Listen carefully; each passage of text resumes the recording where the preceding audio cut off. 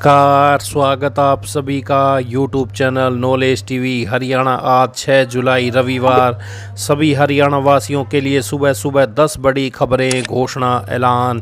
क्या है पूरी अपडेट, आइए देखते हैं।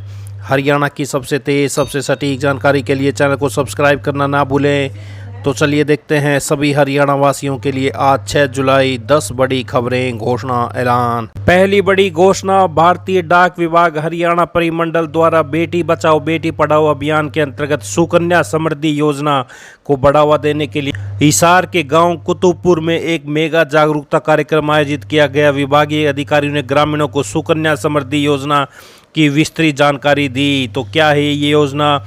सुकन्या समृद्धि योजना बेटियों के भविष्य को सुरक्षित करने के साथ साथ उनके माता पिता को शिक्षा व विवाह जैसे महत्वपूर्ण उद्देश्यों के लिए आर्थिक सहायता से सशक्त बनाती है। उन्होंने ग्रामीणों को बताया कि इस योजना के तहत 10 वर्ष तक की आयु की बालिकाओं के नाम पर खाता खोला जा सकता है, जिसमें जमा राशि पर सरकार आकर्षक ब्याज देती है।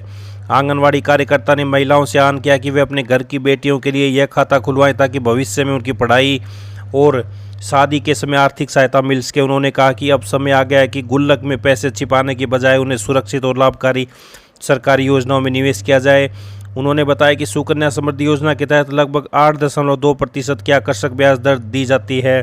इस योजना में न्यूनतम 250 और अधिकतम 1.5 लाख प्रति वर्ष तक जमा किया जा सकता है। इसके साथ ही आयकर अधिनियम की धारा 80 के अंतर्गत कर छूट भी प्राप्त होती है। योजना 10 वर्ष से कम आयु की बालिकाओं के लिए ही उपलब्ध है।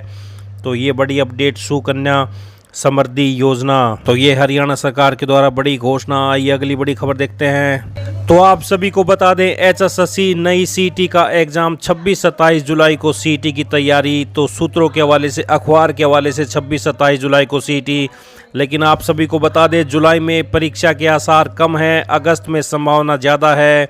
प्रैक्टिकल तौर पर 26-27 जुलाई को एचटेट की भी परीक्षा है। 26-27 जुलाई को परीक्षा होने के आसार कम हैं। तो ये अखबार के हवाले से 26-27 जुलाई को सीटी की तैयारी, लेकिन संभावना है कि अगस्त में पेपर हो। आइए अगली बड़ी घोषणा देखते हैं। हरियाणा में श्रम विभाग की 10 प्रमुख सेवाएं अब निर्धारित समय में मिलेंगी।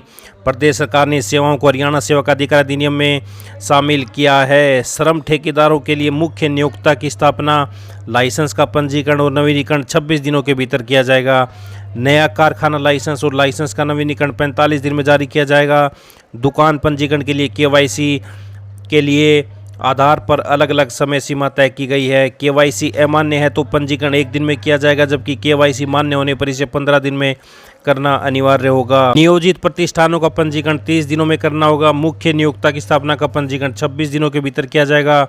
सह निर्माण कर्मकारों के पंजीकरण और नवीनीकरण के लिए 30 दिन और बोर्ड की विभिन्न कल्याणकारी योजनाओं के लाभों को वितरित करने के लिए अधिकतम 90 दिनों की समय सीमा तय की गई है। तो कारखानों को 45, तो ठेकेदारों को 26 दिन में मिलेगा लाइसेंस।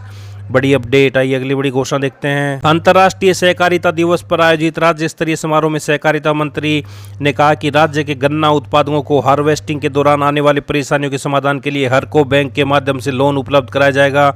लोन की सहायता से किसान हार्वेस्टिंग मशीन खरीद सकेंगे। मशीनों के व्यावसायिक इस्तेमाल से किसानों को आर्थिक तौर पर मजबूत होने के अवसर मिलेंगे। उन्होंने बताया कि नई सहकारी नीति लागू होने के बाद हर घर को सहकार से जुड़ने का मौका मिलेगा। उन्होंने कहा कि मुख्यमंत्री के नेतृत्व में हरियाणा इस नीति को आते ही तुरंत लागू करेगा और प्रदेश की जरूरतों के मुताबिक इसमें आवश्यक बदलाव करेगा। तो हार्वेस्टिंग मशीन के लिए गन्ना उत्पादक किसानों को हरको बैंक से मिलेगा लोन। डेयरी फेडरेशन बनाएगा आधुनिक वीटा पार्लर, वीटा हैफेड के होंगे उत्पाद।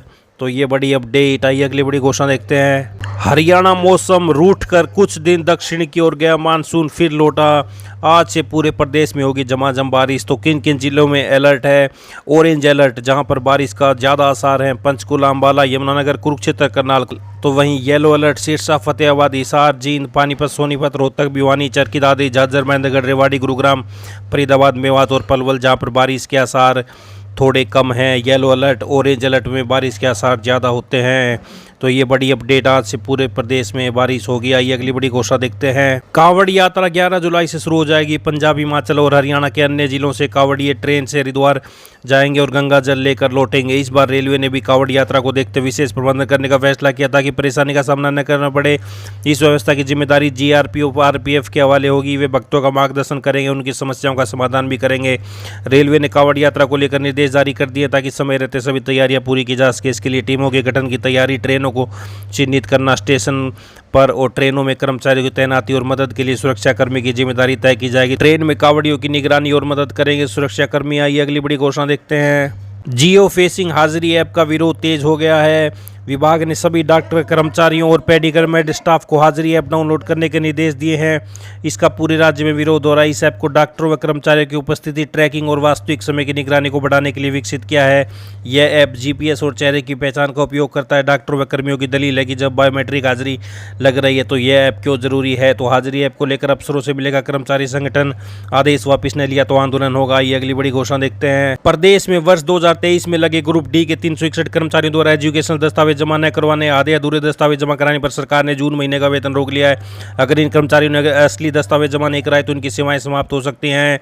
तो ग्रुप डी के 361 कर्मियों का जून का वेतन रुका। तो वहीं कॉलेजों में दूसरी मेरिट के बाद भी 50% सीटें नहीं भरी। गवर्नमेंट वुमेन कॉलेज में अब तक बीए में 178 दाखिले ही हुए। तो हिसार जिले से बड़ी अपडेट सामने आ रही है। तो यूजी एडमिशन में कॉलेजों को लेकर बड़ी अपडेट। तो वहीं प्रदेश के सरकारी स्कूलों में अब सिखाई जाएगी फ्रेंच। हरियाणा के सरकारी स्कूल में अगले साल से छात्रों को फ्रेंच भाषा पढ़ाने की तैयारी है। इससे पहले शिक्षकों को फ्रेंच भाषा सिखाई जाएगी। जिन शिक्षकों ने फ्रेंच भाषा सीखने की इच्छा जताई उनकी ऑनलाइन परीक्षा आयोजित की जाएगी।